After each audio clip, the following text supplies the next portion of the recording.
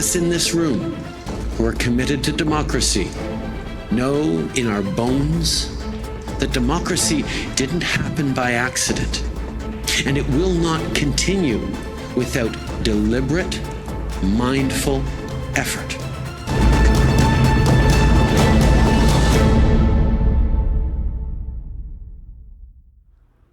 Hello and welcome to the second episode of StoneCold Discussions. In this episode, we will sit down with Dr. Pardip Athwal, the daughter of Indian immigrants who came here back in the 70s to provide a better life for their family.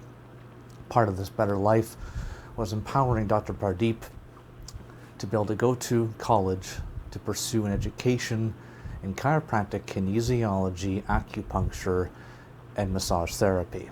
A firm believer in the body's ability to heal itself. She's also a proud feminist who will recount some of her discriminatory experiences from years ago in this country that shows that we are still not on par with where we would like our society to be. So without further ado, here is StoneCold Discussions.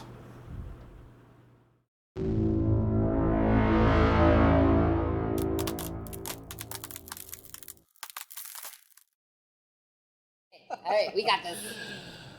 First of all, I want to give you a huge thank you for doing this. It's not always easy to get knowledgeable individuals for a podcast like this, but I really thank you for being willing to give your time to it and your insights. That's a huge thing. Yeah, thank you. Thanks for mentioning it. You come to the table with quite a bit of experience, education. Yep. And I think that there's a few, critical areas of conversation, especially within the relevant headlines lately, as far as, immigration is a huge topic. I know you wanted to talk about feminism, and you are a small business owner, entrepreneur, and you've been doing that for 11 years, I think, because you started your shop in 2012. Yeah, so officially 2012 is when I opened Back in Balance, which is I'm a chiropractor, acupuncturist, craniosacral therapy. We've just expanded in 2020, so we're going to add some yoga, meditation, lots of other modalities. So we've got massage there, body talk. Wellness. Yeah. It's all in the wellness. So what got you interested in well-being of people, basically? Yeah, well, I would say that getting into school, I didn't know what I wanted to do, which I think is pretty common for a 17, 18-year-old, right, to know what you want to do for the rest of your life. So I grew up in Ontario, in Oakville. I'm four of us as kids, and with my parents. They moved here from India. Okay. And then my older sister was born in India, but she was a year old when they moved over here. And then myself. Do you mind if I asked when you came, when they immigrated? Yeah, so that would have been 75. Okay. Yeah, 1975. Okay. 25 years before the turn of the millennium. Yes. Oh, yeah. It's been a while. They've been here a while now. But so my sister was born in India. My brother was born in 75.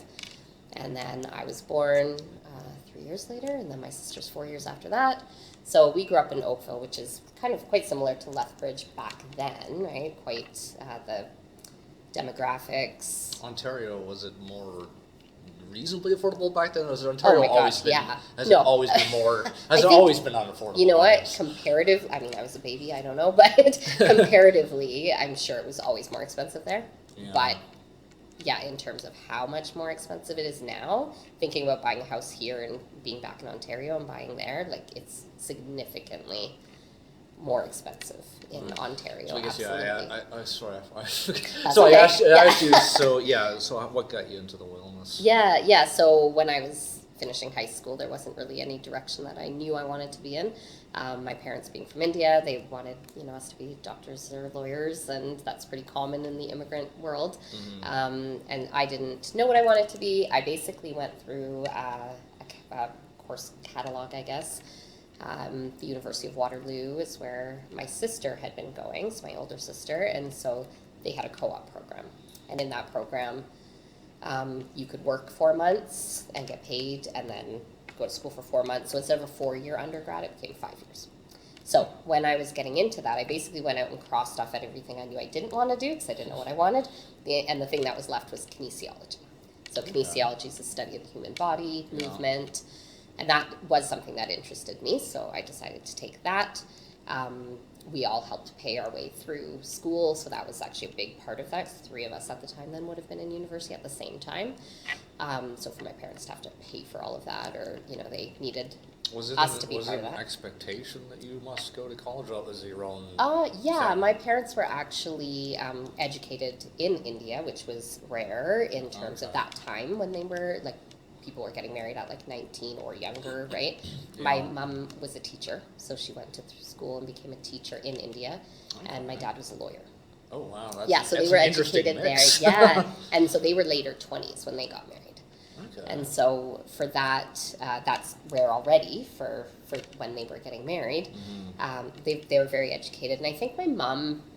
We'll talk about me and feminism and my complete. I'm happily a feminist, but I think about my mom, right? She to go to school at that age back in India was huge, hard, right? to not just get married right away. Very challenging. Yeah, so I think that's really where my roots of making sure that women are able to be educated so that they can be independent. I think you're probably driving more at equality, basically. Yeah. Oh, yeah, and I mean, really, we were just talking about this. I talk about this a lot, but feminism is really just equality. That is what it equals, right? So having equality for women, it's just women didn't have that. So for that to have been what my mom was doing already, being an educated, not just I think it was up to grade 10, if I remember correctly, the stories. So high school would have been till grade 10, and then she went further and became a teacher. So yeah, they got married a little bit into their later 20s, and then after my sister was born, moved over here. So education, though, was big. It was an expectation that we become educated, go to school here. Yeah, isn't that a common cultural thing in India? Basically, I think the families do have that higher expectation. Yeah, first generation for sure. I think a lot of the reason that people moved over from India, because they were doing well there, was because of the opportunity here. Yeah. And so one of that is the improved education, healthcare, I think, in comparison, at the time was definitely better. So yeah, there's a lot of reasons that they came over here, and I think the thought was they would come over here, work for a while, and then probably move back. But I think the immigration conversation has drastically and largely changed in the last 25, 30, 40-ish years. I mean, ever since the early 70s on until now. I mean, immigration has been seen in different lights depending on different societal times, I would think. I mean, sure. I don't know what your perspective on that would be, but... Yeah, I mean, I only know my experience, really, right? So Right. growing up here, I do know that what we were able to achieve in our education, being here, is something because we came over. That's gotten us to where we are now. For me to be an independent woman, I mean, having said that, that's actually a lot of assumption because India has also progressed, right? So it's not like I'm thinking back to what my parents were telling us about or what they experienced. But currently, every country has progressed in their stance on equality and feminism and education, or those expectations of societal norms. Yeah. But I do think that a lot of people worry, right, when they talk, the negative connotation around immigration is that people are going to steal your jobs, or people that's where I was about to go right. with, I was where are we going with this? There's the criticism that, immigrants are coming here and taking our jobs, and I think in our modern climate, especially, people are really, they're itching for a scapegoat, and I think in a lot of ways immigration kind of becomes that at some point. It's like, yes, immigrants have been willing to do jobs that a lot of us aren't, and I mean, the thing of coming to take our jobs, I think that's a bit of a political stance, but that criticism is there now. I mean, a lot of people would argue that we need a lot of immigrants in order to keep up fertility rates and other things. I don't know. I think we obviously have limited resource, and so I think especially if you look at the economic situation we have right now, you know, a lot of people are saying we need to close the doors, you know, on immigration because we just can't handle more of it. And I do get that. And then it's like, you know, you have people like yourself who've managed to make a pretty good go of it. You have your own, you know, practice and business, and that's certainly not a universal experience, I wouldn't say. No, I think a lot of, I think what's happened is there's a lot of immigrants that came back in the 70s where they did get, either they bought into franchises or real estate, and so there's a lot of progression that's happened in that way in terms of people stealing jobs. Like, first off, like you said, there's some people that are born here in Canada that will refuse to do certain jobs, and it's not like really, I mean, you hear about it all the time, like if somebody's, you know, driving a taxi or working at a gas station, which is the common thoughts. Delivery drivers. They're quite educated, right? So like you can have a doctor doing that right now, and that's unfortunate. Sure, there's some education that needs to be upgraded maybe, or just difference in language or learning different terminology. But in terms of stealing jobs or taking jobs, I think that's a really uneducated opinion. Because there's also the hard work part, right? Like, everybody who's moved here who's an immigrant has worked their butts off. Like, they've worked from those $3 jobs and worked 3 jobs at the time while having had 3, 4, 5 kids, right? And making it work. So really what I think a lot of first generation Canadians have learned is the value of hard work, the value of discipline. And so for somebody to then look at that and go, people are stealing their jobs, well, there's a conversation we had about how much, like just because you were born here doesn't mean you are owed something. Right. There is still work that you have to do. You have to show good work ethic. You have to, that all comes through, I think, the immigrant experience. I know a lot of people, like in my family, my cousins, my other friends that are from first generation Canadians, that's a very common theme. It doesn't matter where, it could be India, right? It could be anything, but it's that expectation that you are going to work hard. We did leave our home country to come here, and there's a feeling of wanting to make sure your parents are proud, right? There's that family connection as well, that whether that exists here or not is a conversation, right? That I don't know the answer to, but there's definitely some noticeable like family connections that translate over. There's been many stories I've heard of, you know, immigrants coming here with, you know, $1 in their pocket or 5 cents in their pocket or whatever, and, you know, next thing, and, you know, give it a decade or so, and suddenly they're practically swimming in the cash. And, you know, I mean, that to me definitely speaks to resilience. You do have to have the resilience, and I mean, I have a respect for immigrants who know that that's a tough journey when they come here, and you know, as long as you're willing to work hard, I see no reason why you know, why anyone shouldn't be able to succeed. But that's the thing, is it's like it does take work, and I think that far too many people are just, again, it's the scapegoat. Right, like right now, people think Trudeau is single-handedly responsible for the entire economic situation we have right now, which I think is short-sighted. But you know, it's people always. I think it's kind of like, oh, they're taking our job. It's like, well, would you do that job to begin with? It's like, did they really take it? I mean, it's like, where's your application there? You know? And I think really what that comes back down to is like oppression, racism.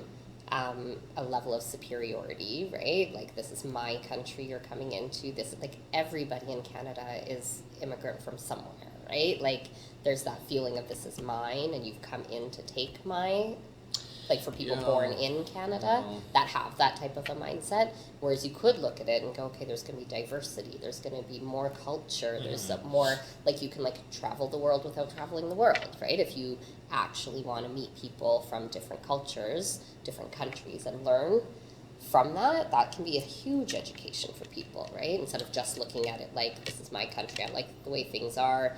Because, like, really, do you? Right? Like, depends who you are. If you're a white male, maybe, right? But if you're a woman, if you're, like, not everything has been easy, right? It's not like this was perfect and people are coming in and changing that. If I would hope, anyway, like, since I'm part of the the group that came in, not myself, I was born here, but that there's something of value, right, that we have brought Yeah, to well, the country. I mean, even your story, I think, is a classic example where, from what I read, you basically started your formal education in the early 2000s, and then you opened up your first business 2012.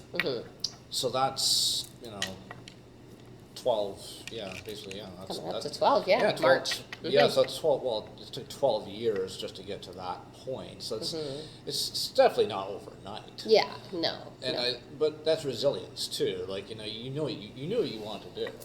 And Well, that's what I was saying. I didn't. When I first started university, I did not know what I wanted to do. Okay. But yeah, so going back to that University of Waterloo, making sure we were doing work terms that got us to, help pay for our education, so that we could get better paying jobs and benefits and all the things that was the original hope. With that, one of the work terms that I did was at a chiropractic office. And so I did things like, I worked in an office, like a insurance company, and realized that I did not want to commute. Like, I'm from Ontario, Toronto area, so like I was commuting on the GO train, and I was like, I don't want this life. This isn't what I want to do every morning, get up at whatever time to,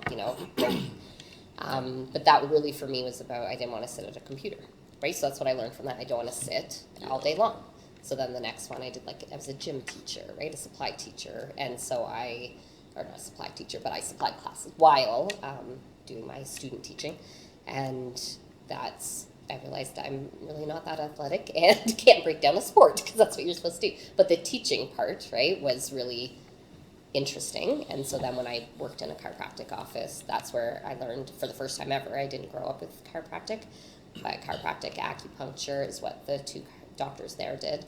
And I just saw people coming in pain and then leaving sometimes 5 to 10 minutes later completely feeling better, and seeing that over and over and going, what's happening in that room? So the link to that for me was growing up in an Indian family where the spices are medicinal, right? Like when people now talk about turmeric and garlic and ginger and onions and anti-inflammatory foods, well, that is what Indian cuisine is, right? That's what we just had.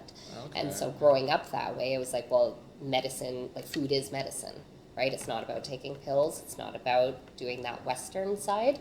So then, and I never really connected with medical doctors when I did need one when I was younger. And so this was someone's coming in, their body's healing itself, within a few minutes, right? What's or even within an hour, but what's going on in there. Yeah, so that's where I ended up I went to acupuncture first, then chiropractic, and then later, after doing practice for about 3 years, I got into craniosacral therapy to add to the chiropractic.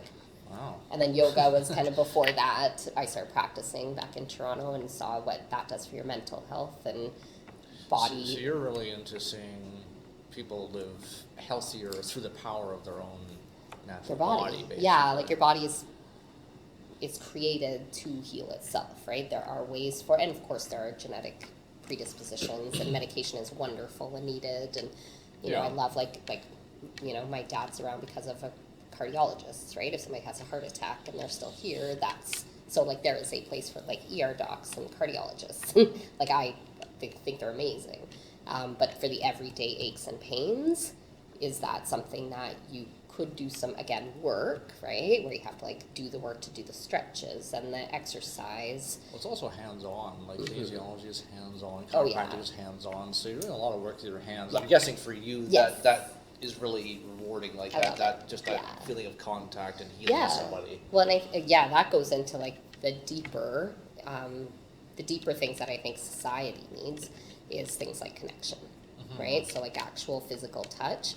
People don't hug as much, right? I hug everybody, right? So I get all my hugs throughout the day, but people, when's the last time, someone hugged someone? How long do they hug? It's a quick little whatever, and pat, off you go. Not everyone likes hugs, Right, but why? Right? These are my questions. Why don't you like a hug? What happened in your childhood that you don't like a hug? Why do you not feel safe enough to? And so that's the sort of stuff where connection and healing with hands, or letting the body heal itself, right? But using your hands to do that, that is it's really interesting. It is science-based. Like, a lot of people are like, oh, it's like witchcraft. Right? A chiropractor is a doctor. I used to actually, so because when I started, I was younger and I look younger, people, they've been coming to me for years, and and I would just go by Pardip, right? So normally you would call your doctor by their last name. But in chiropractic, it generally is like Dr. Bob, Dr. Mary, Dr. whoever, right? It's very like more casual. So Dr. Pardip, people didn't know if that was first or last name, right? So, but Pardip would be like, so they would just call me Pardip, like very, very casual, friendly. We're still talking, doing the work. But it was probably about 3 years into it, and somebody was like, oh, you're a doctor? And I'm like, you've been seeing me for 3 years. Like, you didn't know? Like, you didn't know that chiropractors were doctors? And they're like, oh, I don't know. You don't act like one. You don't make me feel worried when I come in. It's not that white coat syndrome, which I took. I thank them. I'm glad that's how they felt. But then I was like, oh, well, I did work that long and hard to get a doctorate, right? And that's a conversation that's kind of funny. My parents wanted us to be doctors, and I tried my best not to become a doctor. So that to me is like, my father with my yeah. passions too. It's like, well, yeah, we want you to be a doctor, lawyer, whatever. Is like something that's prestigious, and then I became a chiropractor, which, I mean, they love it now. Like, since I've been a chiropractor, I've worked on them, they see the value, but we never went growing up, right? So a medical doctor is known to have that respect, known to be looked a certain way, and so, yeah, I think at some point it was said that, like, well, she became a doctor, but not like the right kind of doctor. And that's the immigrant mindset, yeah, so it's the different now. notion of entrepreneurship in that is what really is interesting to me. Right. So you have this passion for healing people, and then you mix in, the self-inspired entrepreneur that wants to open up their own thing. Yeah. So, like, what's been your path with the entrepreneur side of life? This goes into deeper conversations. Okay. I don't think workplaces are well designed, right? So I think there's a hierarchy that doesn't need to exist. Like, of course, there's a lead to, like, a CEO or a company head. Yeah, there's a power hierarchy. Yeah, but right. And there is, like, if I'm not there, like, the admin doesn't just show up. Somebody there's has no to be in doctor charge, there, right? but Yeah. Yes. However, how people are treated in workplaces Right. is something that I didn't really love. I worked in a couple places, and I sort of noticed that there's a lot of money that goes back to the clinic from the billings that I might have, and that totally makes sense. Somebody else put in the money. Now that I am the business owner, like, the amount of money that went into creating the space, the leasehold improvement loans, the furniture, everything, right? Like, every single thing there was purchased by the owner of the space. Right. So of course, like, if you're going to get to use it all, like the laundry, so for massage therapists, They have to the get something out of it, laundries, yeah. So Yeah. of course we're going to take some of that percentage back. I like to hope and think, and I know sometimes when the money coming back looks like a lot, but it's still a percentage, right? And like the therapist always goes home with more in my space. Yeah. But there are places where it's like, no, it's a 50-50 split, or you owe more. Like, it's almost like you do the work, but you don't see the value, or you don't go home with that income. Right. And to an extent, like I said, that's what you're working in someone else's space. Yeah. They might be doing all the work to market you. Like, there's times in my space where someone comes in for chiropractic and I just go, oh, you also need massage. Well, that massage therapist didn't have to do the work to do the marketing and the building of their client base. So that's like a percentage that comes back, right? That's where the money goes to, and to pay for the admin to do all of that.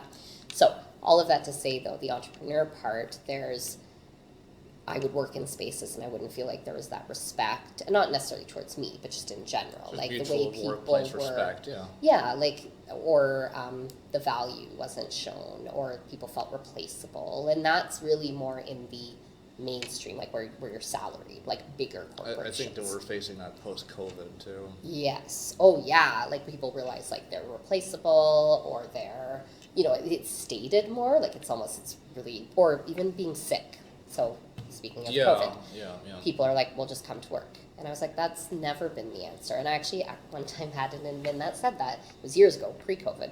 But I showed up to work and she looked so sick, like just a cold, but she just looked so, and I was like, oh, why are you here? She's like, well, because I'm scheduled. And I'm like, right, but you're sick, and you're the front face of a wellness center. Like, go home and go to bed, right? You're not going to get better. If you come in here and you just take medication for like a week, you're never going to fully feel better. But if you sleep one day, take one day off work, I will figure it out here. Like, we will be fine. I'll call the other staff, see if they can come in.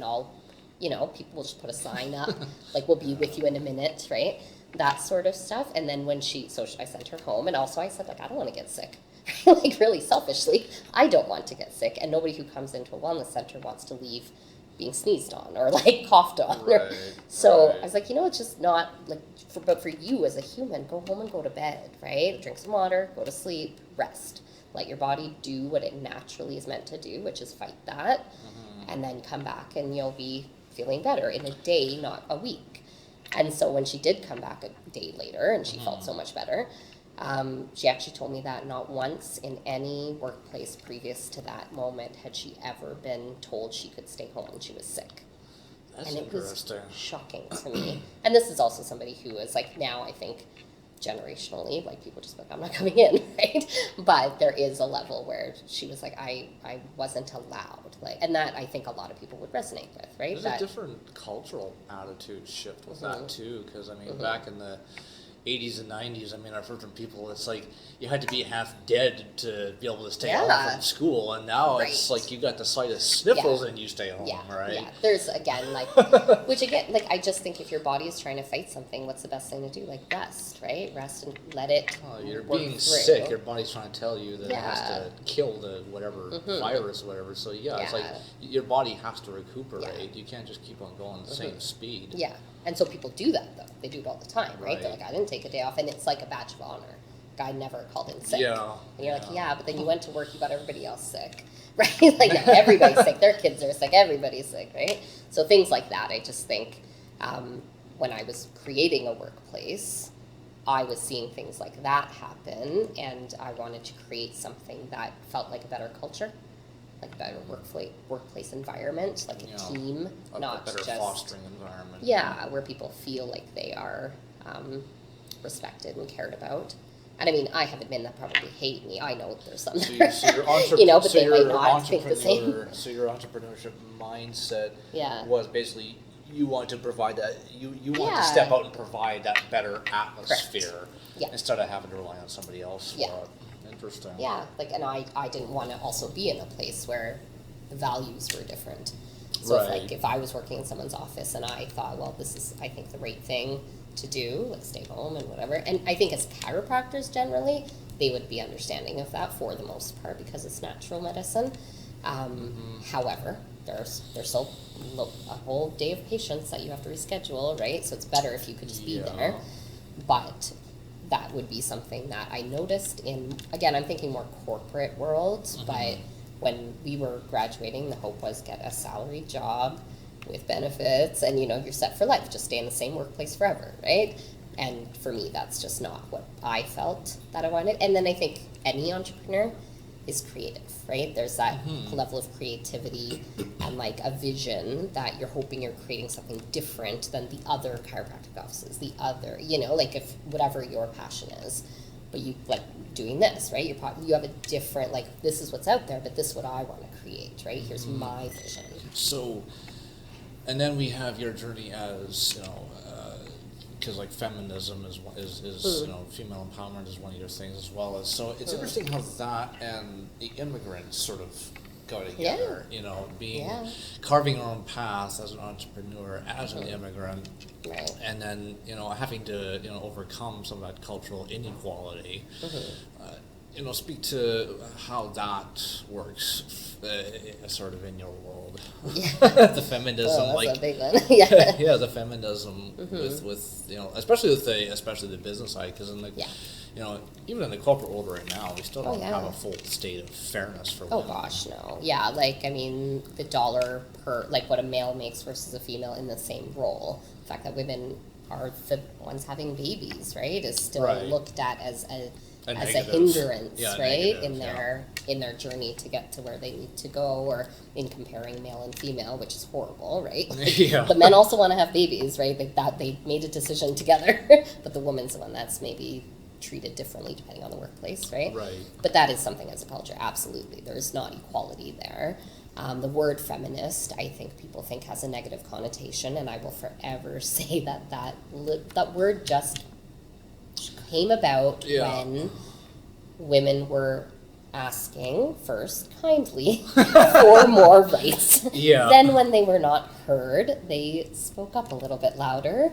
Nobody, like, they didn't go and hurt men. They hurt their egos, maybe. Right? They didn't hurt men. It wasn't like it became violent, right? Whereas there's lots of violence against women, and that's what people were fighting against, right? Like, control over your body as a woman, control, like, women didn't have bank accounts. Like, when people think about, oh, things used to be great, the 1950s, everything was, you know, like this traditional nuclear family. Well, the amount of stuff that might have been going on there was huge in the power, like, patriarchal society. But a woman couldn't leave because women couldn't have bank accounts. That's still shocking to even think that. And people don't know that as, like, a reason, right? That people were like, I need to be able to leave this abusive relationship. I need to be, but I can't. I'm tied here because he makes the money. It goes into an account. I don't get an account. Right. So, or if she's working, it still goes into a joint account. Or whatever. Like, she couldn't have her own up until that was okay. And so, like, all these steps that were taken were because of feminists, right? People that actually stood outside of the norm and said, this doesn't feel right. I want to have some autonomy. I want to have some individuality and some power in my own choices and not have to rely on a man for that. But in a patriarchal society, like, that's like, no, we want you to just listen to what we have to say. So when women started to actually say, like, I want to leave an abusive relationship, not that they didn't always say that, but it became something that mattered more. Well, the man also had automatically more credibility too, which was a serious inequality. It used to be that, you know, if the man said the woman did something, well, then it was true, whether or not, you know, it actually was, right? We used to live in that too, so. Well, yeah, absolutely. Men just had control and power and respect, and women were secondary. Yeah. And even if they ran the whole household and they did everything, again, to this day, the amount of mental load that, like, mothers have in comparison to majority, not everybody, because that's always going to be said, but majority of mothers know who the kids' teacher is, what their schedule, what they like for lunch, where they're supposed to go next. And there's oftentimes that the father has no idea, right? Like, sorry, who's their teacher? What's their best friend's name? Like, all that kind of stuff. But the mother is expected to be the one to pack all the bags and do all the things and whatever, and, like, dad will just drive, right? Those types of things. Or when they talk about, like, honey-do lists and stuff, like, a woman shouldn't have to tell her husband, could you please take the garbage out? You also put garbage in there, right? It's like, maybe you should remember to take the garbage out because we both put the garbage in the garbage. You're both adults too. You should have the maturity to do it for yourself. Yeah, like, it shouldn't be like, well, tell me what to do and then I'll do it. Like, that in a marriage is always shocking to me. You shouldn't have to take orders, Right, yeah, and then it feels like, oh, she's making me do something. Well, no, but you also created half the mess, right? And you, like, to take out the garbage, you would do it if you lived alone. So it's not like an expert, but oftentimes the woman is the one that's been expected to create the chore list, and then the guy will do it. But so all of those things, the mental load that comes with motherhood, the just that whole entire feeling of the traditional system and how it can be now because of feminism, that it's still a work in progress. But when people talk about, like, oh, I'm not a feminist, I think what people think is that feminists hate men. Right? It's man haters. I'm not sure if you've heard of the documentary The Red Pill. Oh, yeah. Did you watch that one? Yes. Yes, I watched that one too. That's a very emotional, deep documentary. Yeah. Yes. And I do like at the end of it, she's like, and I am no longer a feminist. That was her last line before the credits. And I encourage anyone to go out and find that. It's very enlightening as far as, well, because they bring to light the positive side, but also there is a toxic side.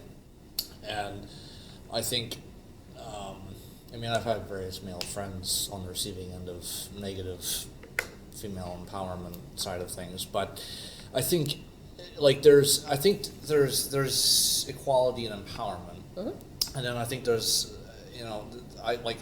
that documentary there, I can't remember her name, but one of the interviewees on the documentary was like, oh, I'm probably anti-man. Like, she was so anti-man that it was like, women should rule the world and it's only women and, basically screw the man kind of thing. But often, I think the problem with that, there's not a problem with I think when people think that there's a negative, so you even saying the negative side of that, and I got my back up, right? I was like, what do you mean negative side to feminism? Well, what I mean is just like ones who, trash men just because they had one negative experience, where they basically throw all men under the bus. Right. That's what I was talking about. And that's okay. But the other thing is they probably didn't just have one bad experience. True. Right? Yeah, there's like a there's build spectrum up of over experiences. time Yeah. that people are just like, well, that's normal. Guy just said that, no big deal, right?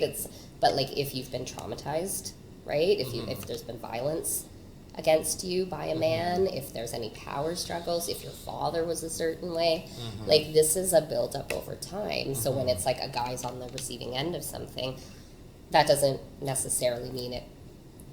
Like, what's the backstory there, right? Yeah, I also try my best as an independent journalist to, maintain some level of neutrality. Like, every situation is different, and Oh yeah, like just because somebody comes out and says, "Oh, well, this woman did that," or "This woman did that," it's like, to me, it's all hearsay. Like, to me, totally. ultimately, the truth is supposed to get determined in court, but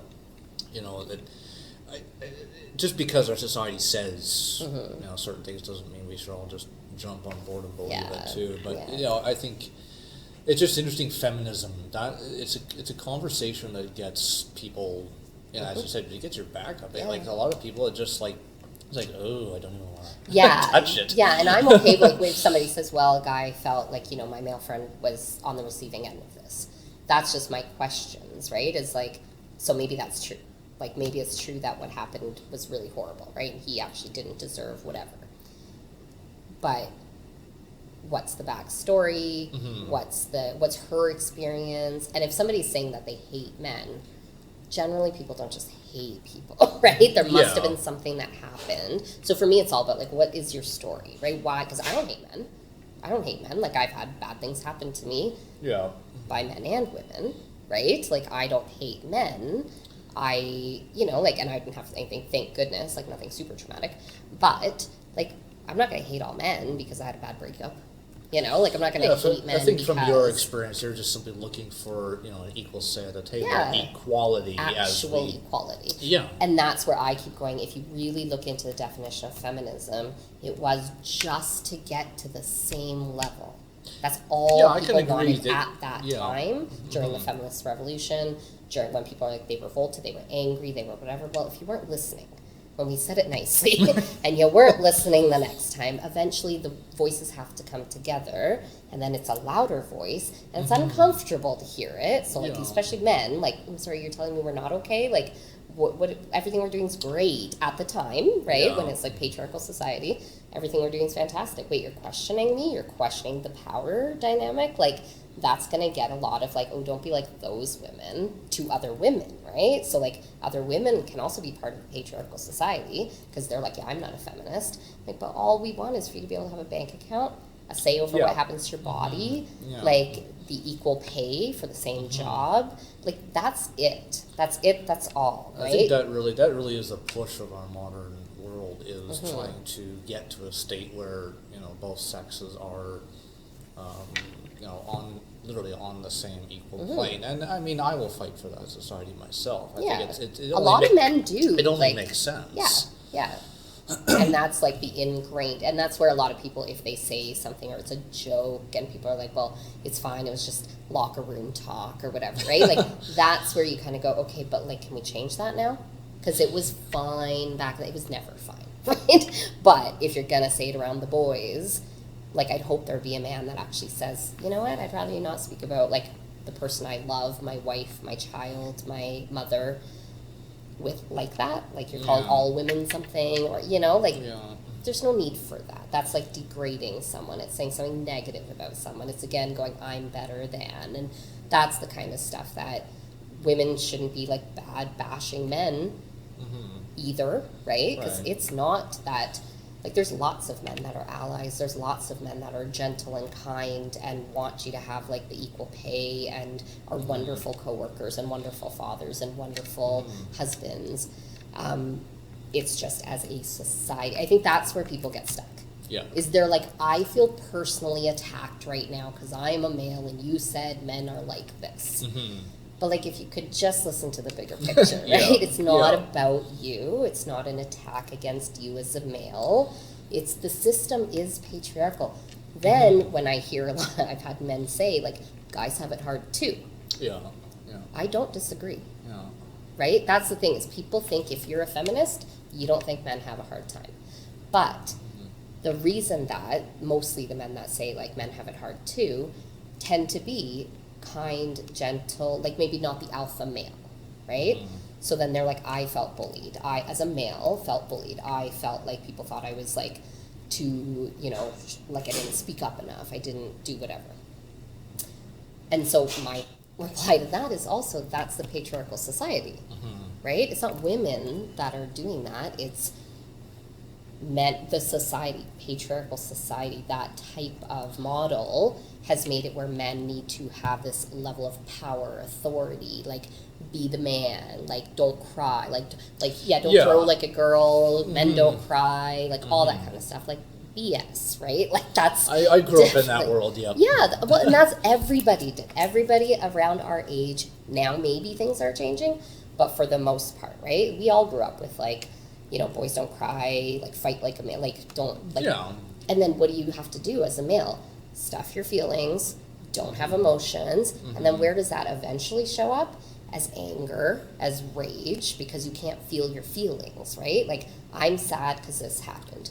Boys have feelings too, right? Like when you think about playground. Right, and I think I'm reminded of one of the memes that floats around Facebook quite often, mostly referring to the religious crowd, but you know, when you're used to privilege, equality can feel like oppression.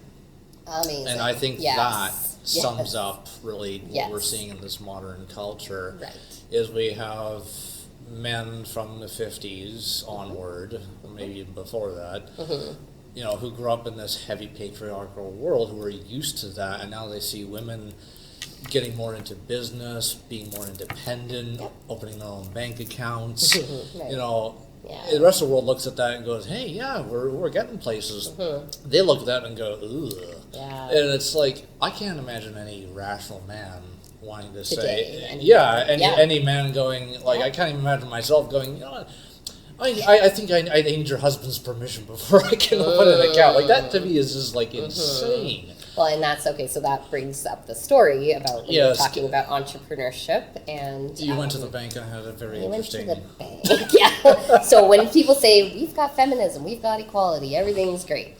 So, as an immigrant, I'm not an immigrant. I keep saying that. As a first-generation Canadian, a child of an immigrant family, I knew that if you make money, you spend money, right? You're not supposed to spend. So. Credit, right? Of course, we all get credit cards. That's how you build your credit. But a lot of people live in overdraft. Yep. What I was taught from my parents who immigrated here is that you make your money and then you buy whatever you need, right? You save your money. Like, you have to do the savings thing, and then you pay back your debts. So that was the model that I grew up with. And here, it's more like how many assets do you have, and then you can borrow against your assets, right? And you keep on getting more and more, but really how in debt is that person? So the way I screwed this up, supposedly, I became a doctor, I became a chiropractor, I decided I want to expand my business, right? So 2012, it's 7 years later when I'm going to the bank, going, okay, I have paid back my full student loan. I've paid back any loans I had to my parents that helped me through school. I've paid back, like, every credit card is clear. I have a car, so it's the only thing I had, right? It was a little Toyota Corolla, so, like, nothing fancy, but it was paid off. So everything I had, completely zero debt. I wanted to have that once in my life, right? That's made my adult life. So I had zero debt. I paid everything off. I worked my butt off to do that. And then, now's the time for me to get a loan so that I can build this expansion. And I now want to, and I'm expecting to go into debt, right? Like, I'm going to buy, like, a house, a property, whatever. Like, these are now the next reasonably steps. demonstrated that you can do it. I thought so. So what ends up happening is that I go in and I say, okay, this is how much this leasehold improvement loan, you know, like, this is what I want to build. This is what the contractor says it's going to cost. Yeah. Go to the bank, and they're, like, all connected, right? And so I'm thinking, oh, great, everyone's got my back. We're going to do this, right? They're going to help this female entrepreneur get this thing done. And when I went in and I said, okay, well, this is my business plan. Here's what I think, you know, this is, like, I've shown that I have a business that's sustainable. We can't book enough people. Like, we need more rooms. I've demonstrated all of this. Yeah. I then get told that I was going to get a certain dollar amount for my leasehold improvement loan. Later, then, when we made plans based on that, I go back in and they say, actually, this is how much we're going to give. And I was like, well, but why? Like, what's changed? What's different? And he's like, well, we took a look at things and, you know, this just is where we're comfortable. And I'm like, well, but I have no debt. I have no, and so again, I didn't realize, right? Like, now that I think about it, I'm like, okay, I hear you, but also, like, shouldn't that stand for something that I have no debt?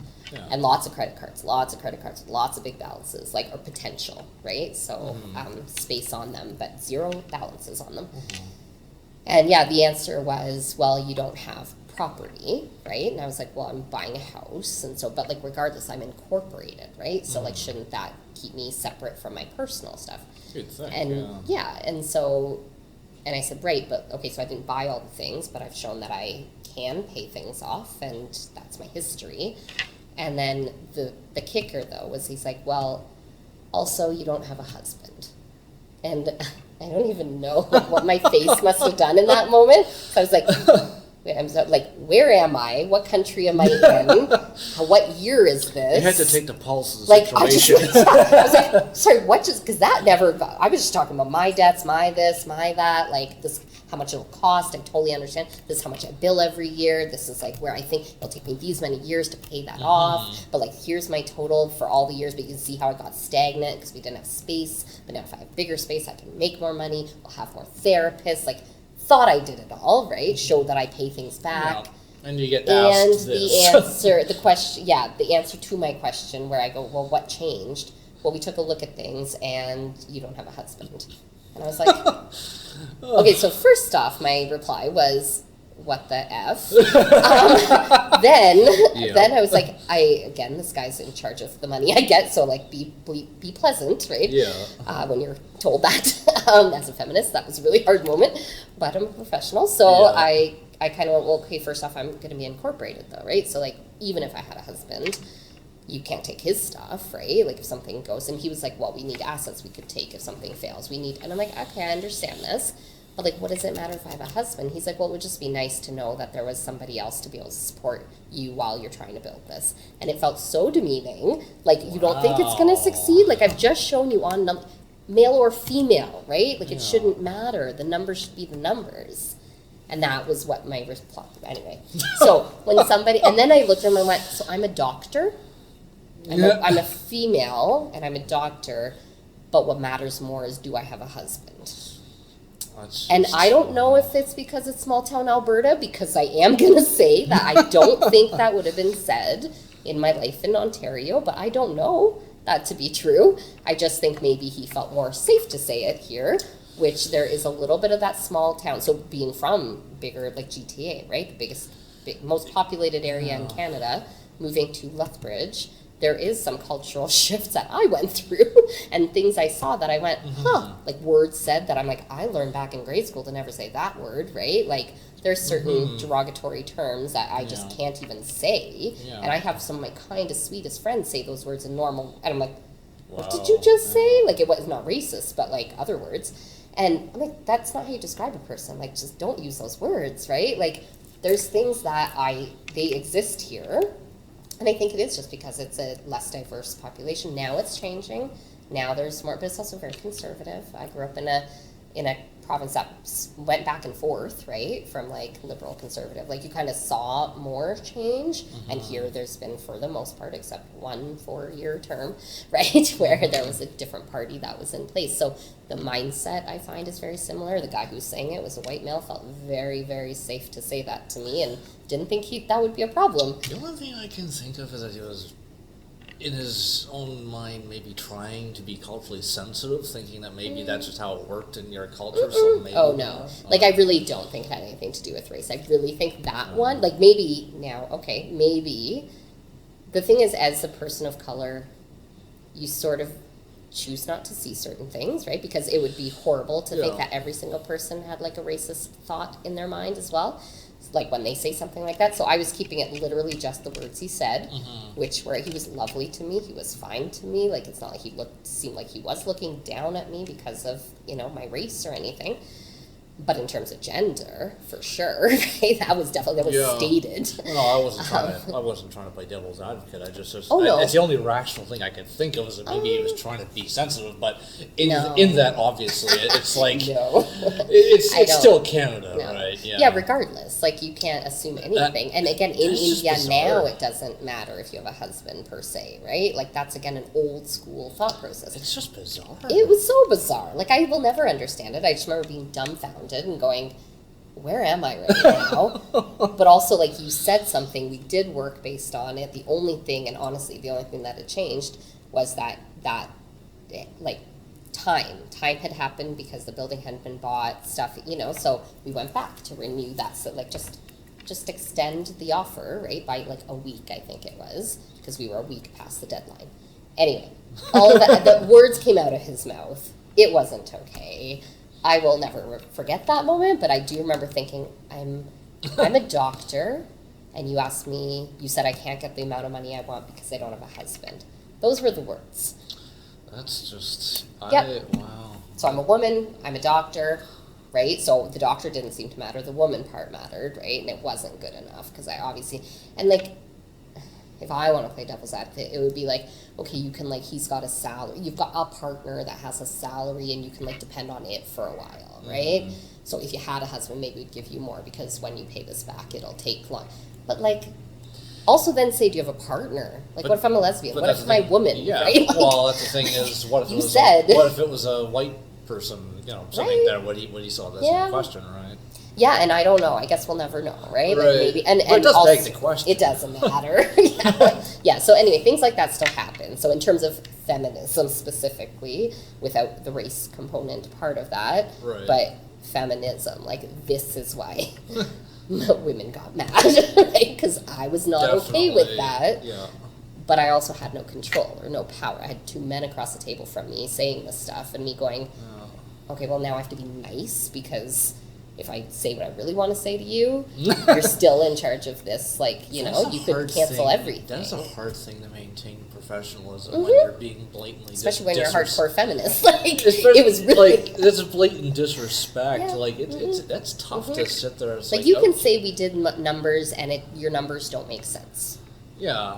I would go, oh, okay, let's go through my numbers. Let's go through like how long I said it would take for me to pay this back and how long you're going, like if things are a little rocky, it might take you this long. You put forward solid documentation that you could take this on. Well, they had said I was okay for a certain dollar amount. So that was the there was no reason to even have a husband in the picture. That's really the thing. So. Just say no. Say no, we don't want to give you money.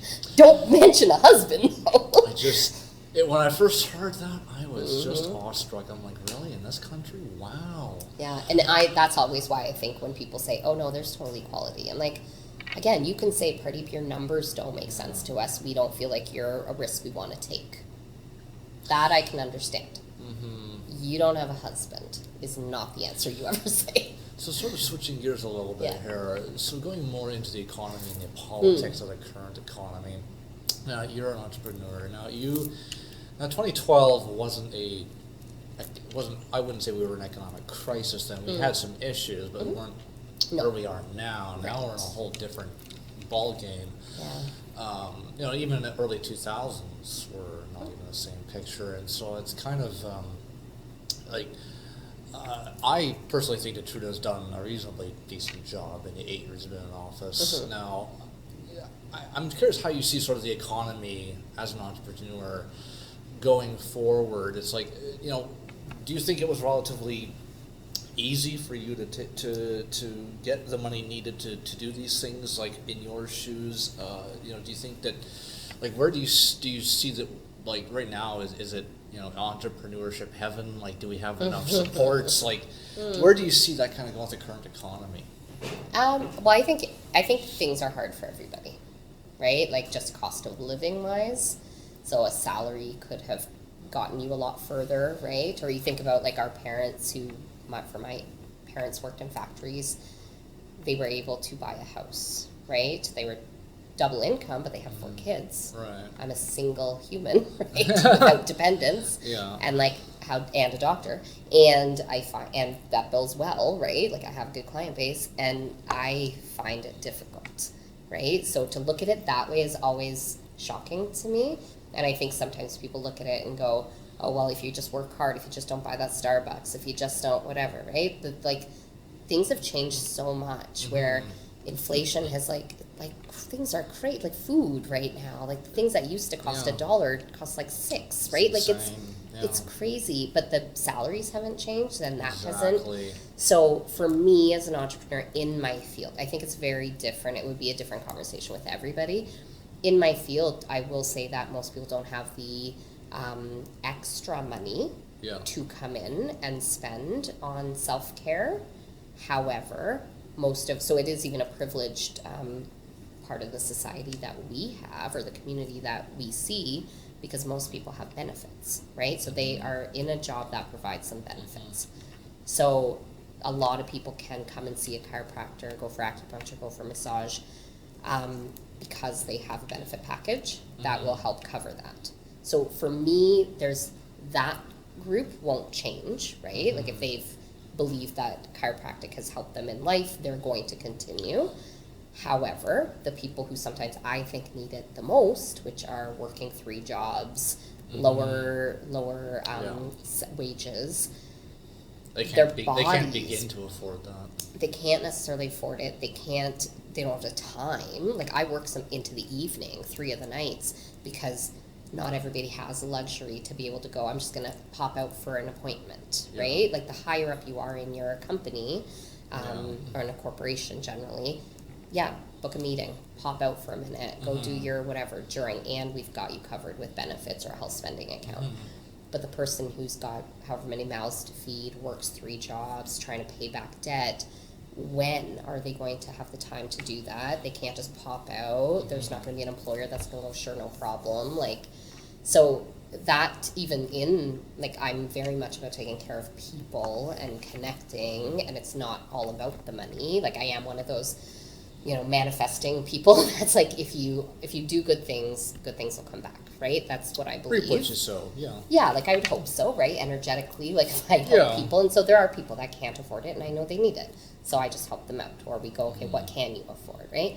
But it's just unfortunate that, because I don't want to lower my cost, I don't think that the amount of work that I did and the time and years of education. Well, if it's specialized training, then And if like within literally sometimes 5 minutes, somebody can go from complete discomfort to total, like their pain is gone. That's also, like sometimes people are like, oh, it's a 5-minute appointment, it's $55. Well, right, but like how many years of education did it take for me to put, and that's I think an entrepreneur thing though, is like putting value on your service, whatever that service is, right? That's where like getting into more of that conversation. Is $100 an hour. Yeah, like the work that the studying, the work we did, but the fact that I can make somebody feel better in 5 minutes is like, pay me $100 for that, right? Like pay me $1,000 for that. Like if you've been in that much pain, people will pay whatever.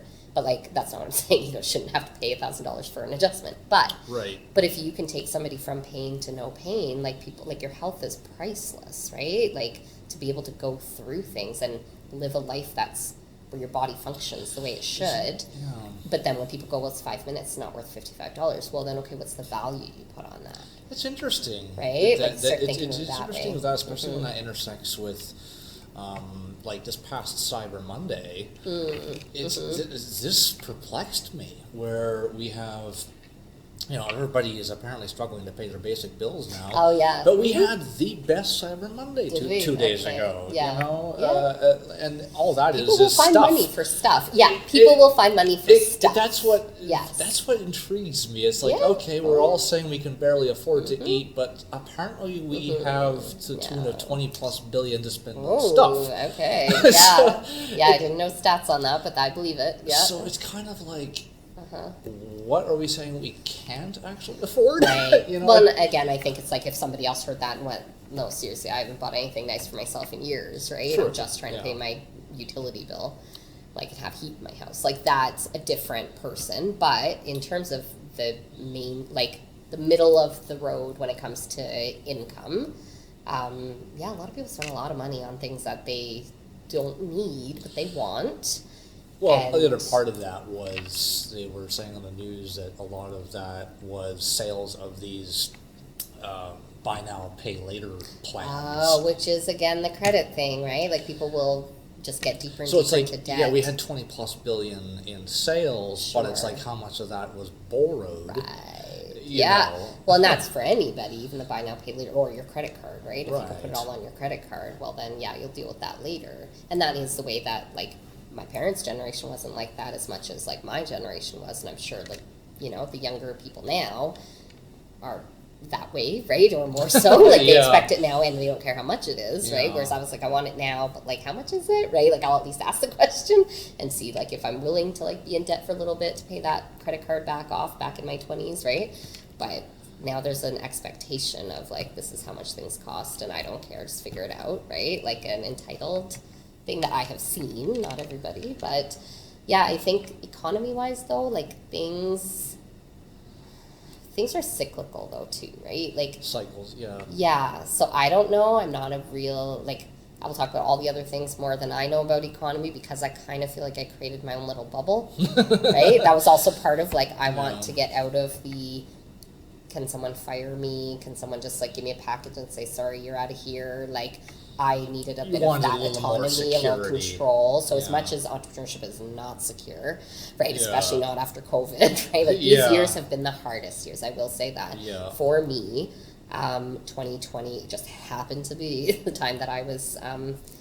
2019 was the conversations to get this building and to get the leasehold improvement loan and all this stuff. So I was ready to go into debt to do this thing, right? Like a good COVID debt. strikes. Then COVID, so like half of my therapy, like the first day I was in that place, it was just me.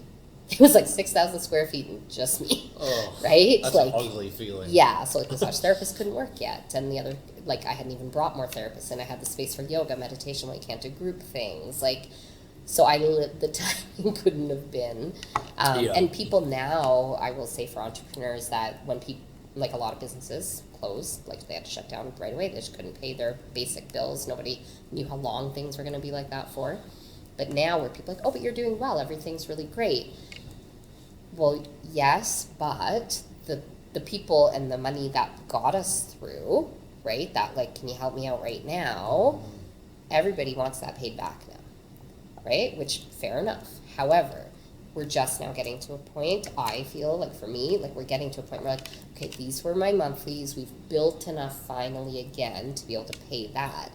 But now I'm supposed to find more money to pay back the old stuff, right? Like that's above the expected loan repayment or whatever. It's those bigger chunks that got people through, and I will always be grateful for those, and it will take time to get out of that, but not everybody can do that. So when people are like, oh, you shut down like 3 years after COVID though, well, you've been like, somebody might have been treading water that whole entire time, right? And that amount of stress on an entrepreneur is like, I've been most stressed than I've ever been in those years for me, I've right? heard from several entrepreneurs Yeah. that 2020, 2021, 2022 even last year was difficult. Like, we're still kind of coming out of that. And that's where I'm saying, like, okay, you finally are like, okay, this feels better. Oh, right, wait, now I gotta pay that thing that they forgave for so long, right? They're like, oh yeah, nobody's gonna be able to pay back that, like, that loan that the government gave or whatever, right? Like, yeah, it's still going to be a struggle for people. And so for me, in my personal situation, I just happened to expand at the same time, right? Yeah. So like, it wasn't just basic, like, business and then going back to that. That I would have always been okay. But with the increased expenses and, like, a renovation and a this and a that, but then no money coming in, right? But you had to pay That's that kind of all. where I was going to go next. Is like, do you? Well, I'm going to be closing here in a minute, but do you like? So do you feel confident going into sort of the future economy? Do you have anxiety? Like, what's your feeling of sort of where we're headed as a country economically? Or like, does it give you anxiety? Are you confident? Or I think it's a collective anxiety. Like, do I feel like my business will succeed? Yes. Like, Right. I do. Because I have solid client community, base? yeah, like my chiropractic, like it feels like some people I've known for 10 years now. Like I've only lived in Lethbridge for 14, I think now, right? And so I opened almost 12 ago. Yeah. So some of them I've actually known for 14, right? They followed me from the first offices I worked in into mine. So the referral base is good, all of that. Like, I do see some growth there, and I don't worry that my day is going to be empty. However, all of that still depends on their jobs. Like, are they going to keep their jobs? Are they, so it's not like it's just a one, like, I've got clients, but do my clients keep their jobs?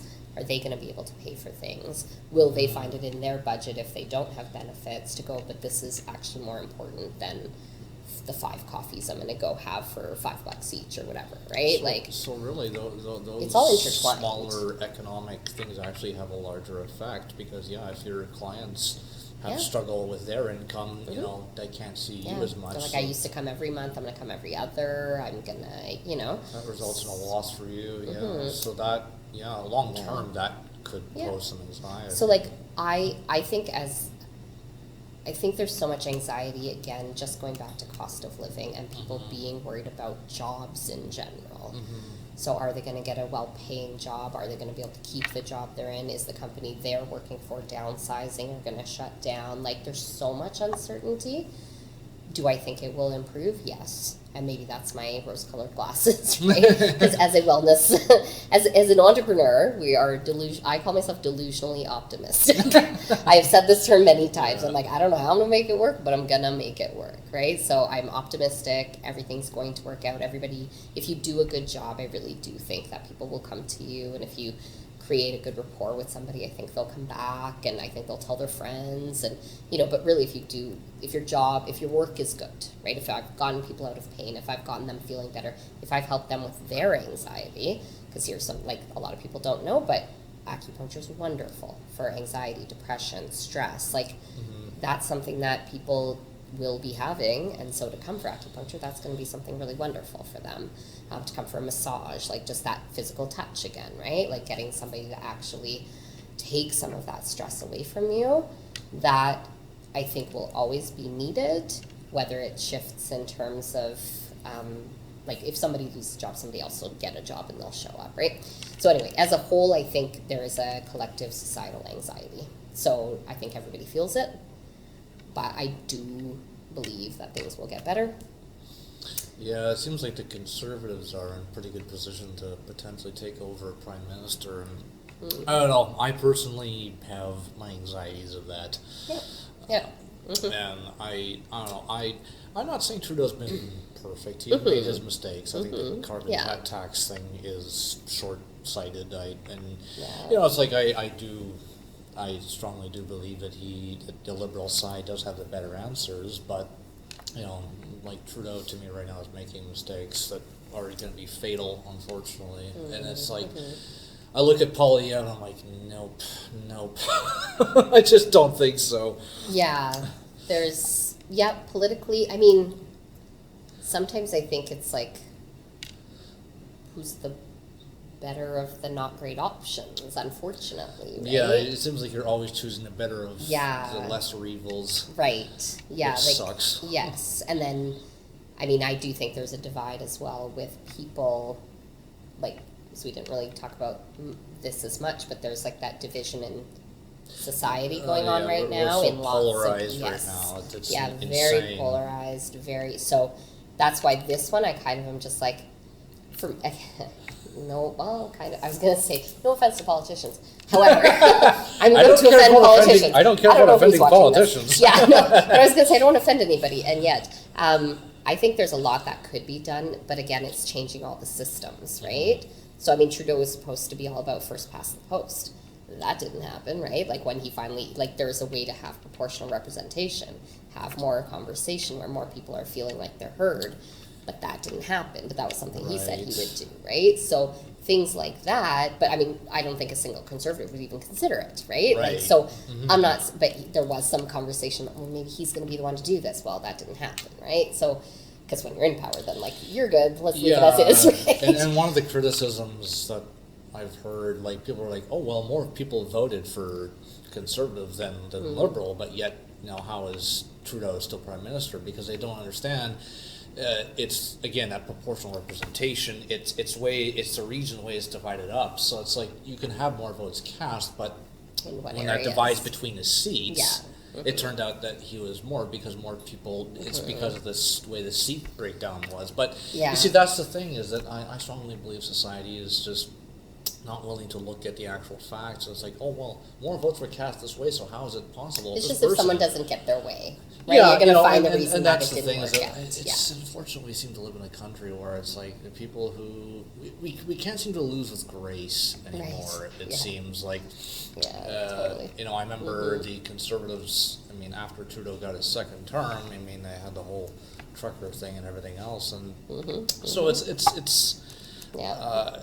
you know, it's very divisive, and I think Yeah. that's unfortunate. Now, a lot of people blame politicians for that divisiveness. I blame ourselves, because it's like, you know, I'm willing to It's not a have these choice. conversations Yeah. with you, you know, and try to get dialogue on the other side, and it's like, Yeah. all they want to do is go off in their corner and believe what they want. So Yeah, well, and that's where I think having more, like, when we go back to culture or different, like, diversity of thought, like, open conversations, open dialogue, people not getting so offended, right? Not thinking I'm attacking someone, like, if I say I'm a feminist, doesn't mean I hate men, like, Right. those kinds of things. There's, like, this assumption that you must mean something else. I'm like, you don't necessarily, it could just be one thing, right? Like, that's just, I'm making a statement. You don't have to agree with me. We can still get along, right? Yeah, Like, yeah. it doesn't, as long as you're not, like, literally saying somebody else is lesser than and you should, Right. you know, like, there are certain things that I'm, like, you're not okay to be, you know, Yeah, opposed to views. well, that's the thing, is if it's violent towards somebody else, like, that's one not of the okay. things that I want to definitely make a distinction on, is like, Yeah. there is such a thing as hate speech, and it should not be allowed. 100%. Right. Agreed. Yeah, it's not like, well, I think these things, like, okay, we can get along, we just disagree. Like, no. You just said somebody is lesser than, their life is not as important. You just said, you know, like, they don't get choice in who they love, where Right. they live, what they do, what they do to their body, Uh-huh. so I mean, abortion rates being brought back up in the States, and women are losing abortion.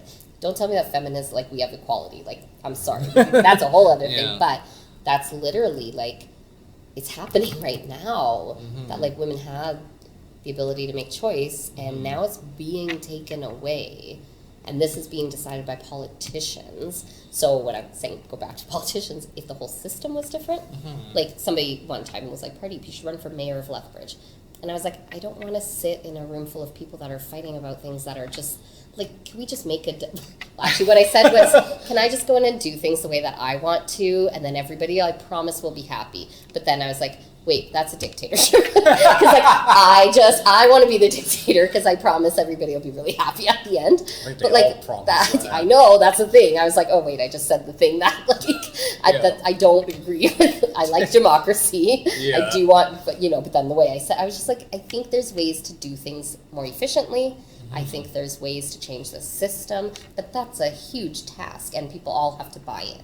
Like, to change the whole political system, to change the whole entire education system, to change the whole healthcare system. Like, I know teachers and nurses can help us figure this out.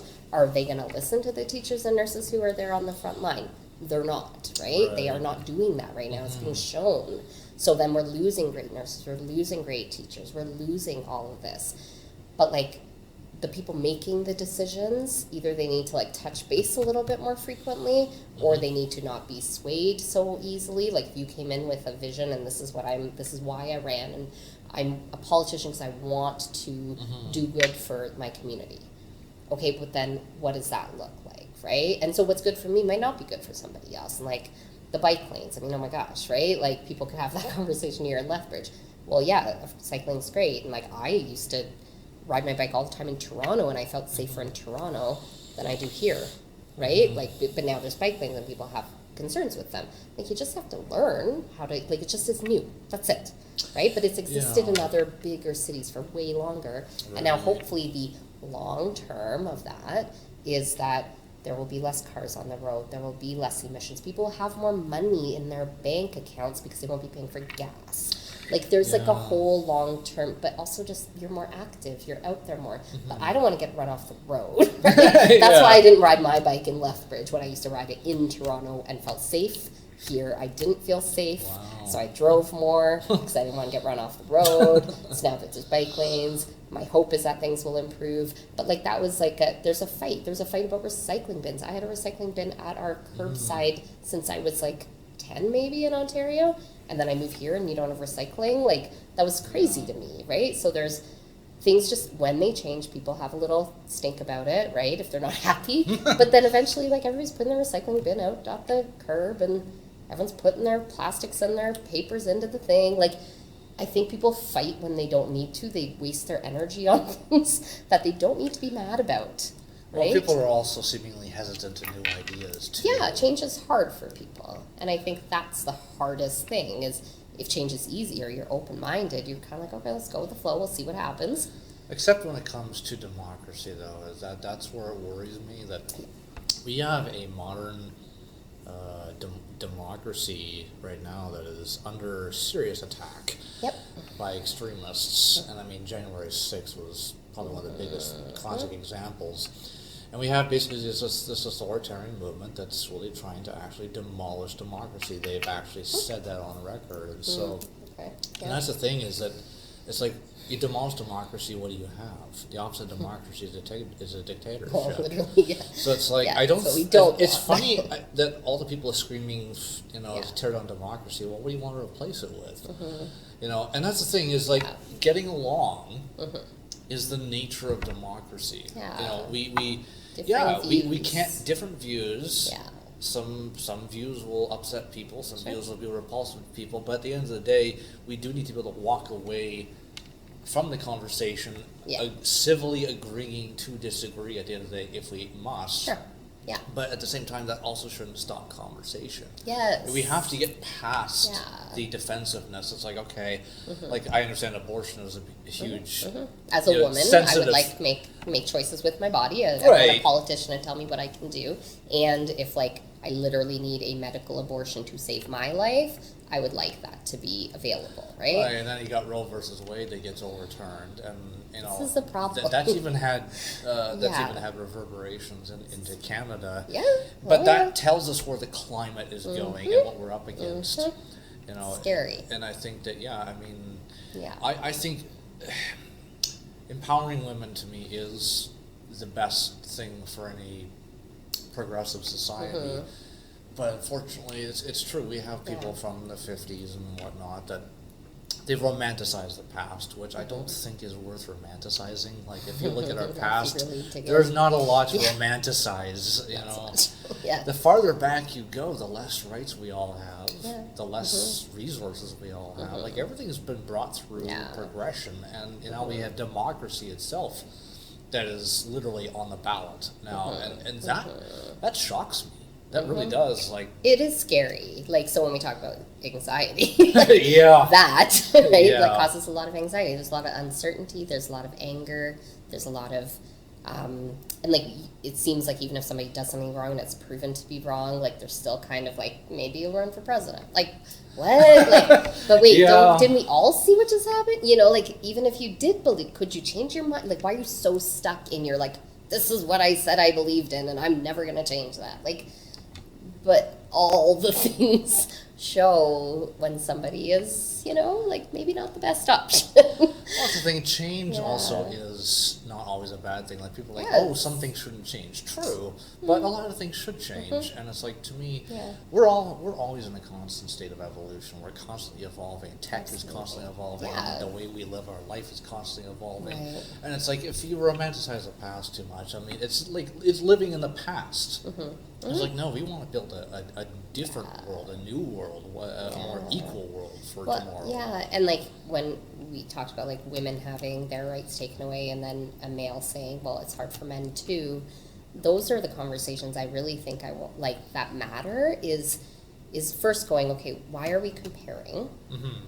We can have a conversation about how women didn't have rights, and that is true, and then we wanted equality. Men have it hard too. Correct. What if we all listened to each other more, nurtured more, had more compassion? Because the only reason that sometimes guys are like, I have it hard too, it's not if you're the guy who's like making the $1 million and is the top of the company. Like, I mean, you know what? Actually, no. Like, if that guy feels like he's got it bad too, maybe it's because he wants to share his emotions and he doesn't feel like he can, right? So I'm okay to hear that and go, yeah, that would suck. You're running a whole company and it's hard. But, like, you don't feel safe to talk to anybody about it. So like so I won't go, men don't have it hard, but it's the system, right? The patriarchal system. If there was more of this nurturing, and that's where I do think women have that ability to, because we want to help that guy, right? We want to, I want to hear what you have to say. I want you to feel safe. But then it's good to have guys be able to like talk to each other. Like, I don't have the experience that you have. You don't have the experience that I have, right? Based on just how, like, I was born a woman, and my experience is going to be different than yours, right? And you have, you know, like, I have brown skin, you don't. I have, like, we all have our differences, right? The family I was born into, the way your parents were with you, like, whatever it might be. But, like, if we could all just see each other and not try to, like, I'm going to one-up you on everything, like, my life is harder, my this is harder, my... We're all part of the human race. Yeah, We've all been like, put here and... Yeah, like, I still do think, looking at history, women had it harder. Oh, I yeah. will say that. Oh, yeah. So when a guy says men had it harder, I will say hard no to that. Yeah. But is your Oh, life hard sometimes? Sure. But is it because of women? Not often. It's because you don't feel you can share things that feel too girly to you, like your feelings and your emotions. But, like, if we can have that conversation, like, let's heal those traumas that we've all had. If we can talk about things more and not judge each other, if you can, like, stop making the jokes about, like, don't, you know, like, don't cry, don't be a girl, don't, like that's demeaning. Yeah. So anyway, I think that if there was this whole system, in my dictatorship, as a politician, in my dictatorship, in my world, it would just be that, like, how do we work out, I would not have a dictatorship, but, like, I would have lots of people on a council that are all sharing their experiences, because I don't have the experience of the guy who said men have it hard. I don't have that experience. I just know my experience. So, but if I hear his experience, I'm like, yeah, that would suck, right? Like, I think that's why. So, like, what do we do together to make that better? Like, how can we actually heal as a community? But I think one of the big things, and that's what I like to provide with, like, some Back in Balance at my clinic, is community, right? Like, having connection, so whether it starts with just coming in and getting your back realigned or a massage, but, like, the actual community connection that can be built, that's where you share your stories, that's where you actually heal your traumas, you hear other people's and you go, I'm not alone in this. That's the stuff where I really think things could improve and would improve. But again, if you're trying to actually make, like, when you have politicians who generally go into that for power and prestige and, like, notoriety and, like, I'm the more important person. Yeah. Like, there's so much trauma there. Yeah. There's so much trauma there, right? Like, I'm just like, oh, can I tell you what your traumas are, right? Like, can we talk about this? Because, like, why do you feel you need to have power and control in this and that, right? Like, again, there's leadership. There's somebody has to lead something. You can't all be the top dog, right? But there could be a way to, like, have gentle leadership. Just because you think you can do the job doesn't mean that you can. And that's right. It's self. Yeah. It's basically self-selection. You know, oh well, I could do it better. It's like, oh really? Yeah, I mean, we all think we're right. Like, I always think I'm right, because obviously my opinion is my opinion. So I only have it because I think it's the right one. But, like, to be open to go, oh wait, that could be a better one, right? Or, well, yeah, when I do this, it doesn't always work out well for me, or I don't feel good when I do it. So let me hear somebody else's, right? Like, yeah, I think it reminds me of Robin Williams in movie title is Patch Adams. Patch Adams. Yeah, where you know he was being challenged over his practice as a doctor, and he referred to everybody as a doctor. I really liked his example on that. Yeah. It's like, sure, we may not have all gone to medical school, but we're there to lift each other up. We're there to help each other. You know, we're all a doctor to somebody in some way. Nick, sir. If you are admitting patients and treating them, physical location is irrelevant. Yes, sir. Will you define treatment for me? Yes, treatment would be defined as the care of a patient seeking medical attention. Have you been treating patients, Mr. Adams? Well, sir, I live with several people. They come and go as they please. I offer them whatever help I can. Mr. Adams, have you or have you not been treating patients at your ranch? Everyone who comes to the ranch is a patient, yes. And every person who comes to the ranch is also a doctor. I'm sorry. Every person who comes to the ranch is in need of some form of physical or mental help. their patients. But also every person who comes to the ranch is in charge of taking care of someone else. Whether it's cooking for them, cleaning them, or even a simple task as listening. That makes them doctors. I use that term broadly, gentlemen, but is not a doctor someone who helps someone else? When did the term doctor get treated with such reverence as, oh, right this way, Dr. Smith, or, excuse me, Dr. Scholes, what wonderful foot pads, or, pardon me, Dr. Patterson, but your flatulence has no odor. At what point in history did a doctor become more than a trusted and learned friend who visited and treated the ill? And I think that kind of relates to what you do. Is, well, and I think we can all heal, right? Yeah. Like doctors, people think I have to go to a doctor to heal myself. Well, but you know your body best. Like that's literally what I tell people all the time. It's like, you tell me, do you feel better, right? Like I'm gonna do what I do, but did that help you, right? Like, and they're half the time like, I don't know, does it feel? I'm like, okay, well that's our first step. Learn to feel what your body's telling you, right? Like have that connection again. But yeah, you are going to heal yourself. You have to show up to the appointment. You have to do the homework I send you. Like, sure, you could come and I can keep doing this and it's going to be helpful. However, right? It requires the participation in the process. And that person, like when you always think like, well, am I making a difference in someone's life? I'm sure like whatever you're doing, the people that you connect with, like you matter to them, right? You matter, you've said something that impacted them and they probably will remember forever. You gave somebody a compliment and they're like, you know what, that always like stood out for me. Like somebody one time said like, Pardip, you always remind me of like we're all adults, we're like doing a coaching course, but you remind me to be playful. And I was like, oh, okay. Like I love laughing. I love like going traveling and this and that. And like, it's not always about work. I'm like, how can we have fun every day and how can we like laugh every day? And I didn't realize that in that corporate structure that the person was in, she was like, I don't have fun anymore, right? Like things like that. So to actually, but her saying that, like, Pardip, you're really playful and that's something I'm going to take from this. I'm like, that will stay with me forever, right? So like you say something to one person and you don't know how it's going to impact them and how it's going to make them feel. So anyway, I agree with you that everybody is a doctor. Everybody is somebody who can heal each other and themselves. So I think my dictatorship, you could be part of that council. I think our world would be really great if we just all want to get along. Well, on that note, that concludes. I really want to thank you for your time and your insights. It's been an absolutely amazing conversation, and I just think there's so much information that people really need to hear. There's experiences and testimonies, and I think it was an amazing conversation. I really thank you for your insights on that. Thank you for asking me to share mine. I often say to people, like today in an appointment, I said, I'm sorry, I just ramble all the time and hopefully it lands for you. I just say my opinions and, like I hope that they help you to heal and they make you think about something a little bit differently and ways that we can just like, again, all get along, right, and connect more. But yeah, thank you so much for having this conversation and putting it out there as well. I appreciate that. Okay. All right. Thank you.